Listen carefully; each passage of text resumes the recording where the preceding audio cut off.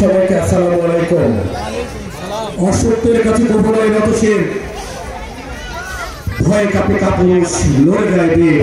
আজকের সবার সম্মানিত সভাপতি উপস্থিত আমাদের মধ্যমণি বগুড়া জেলা বিএনপির সহসভাপতি বিএনপির সভাপতি জনাব হামদুল চৌধুরী ভাই, আমাদের উপস্থিত বেলাল ভাই, মান্নান ভাই, কামরুল ভাই, টিপুর ভাই সহ উপস্থিত সমস্ত নেতৃবৃন্দ, সবাইকে আসসালামু আলাইকুম।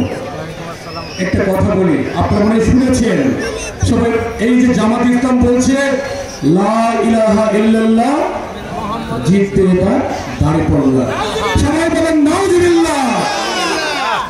এটা হচ্ছে দেখছেন কত বড় বাটপার। ওর ৭১ সালেও যে বাটপারি করেছিল, ২০২৪ সেই বাটপারি করেছে, এই ২০২৫ নির্বাচনের আগেও তারা এই ধরনের বাটপারি করছে। তারা বেহেশতের টিকিট বিক্রি করার তারা টেন্ডার নিয়েছে। বন্ধুরা, এদেরকে না বলুন, এদেরকে না বলতে হবে। আমার মায়েরা, আমার ভাইরা, আপনারা সবাই জাগ্রত হন। আমাদের এই স্বাধীনতার সার্বভৌমত্বের প্রতীক ধানের শীষকে বিজয় করতে হবে।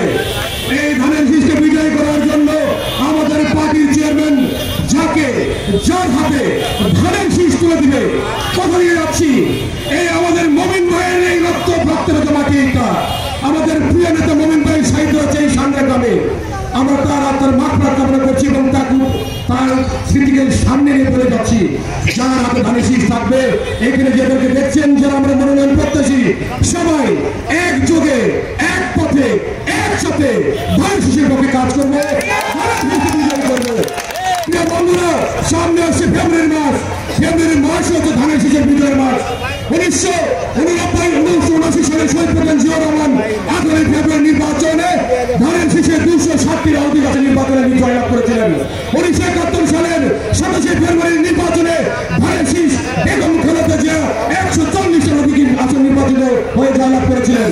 আমরা বিশ্বাস করি ৫ই ফেব্রুয়ারি ঘোষণা করে আছে যে নির্বাচনের তারিখ এই ফেব্রুয়ারি মাসে আমরা সবাই ঐক্যবদ্ধ থাকে ধানের শীষকে বিজয়ী করে আমাদের প্রিয় নেতা জনাব তারেক রহমানকে বাংলাদেশের প্রধানমন্ত্রী হিসেবে তারা আসলে আসীন করে আমরা সবাই ঘরে ফিরব।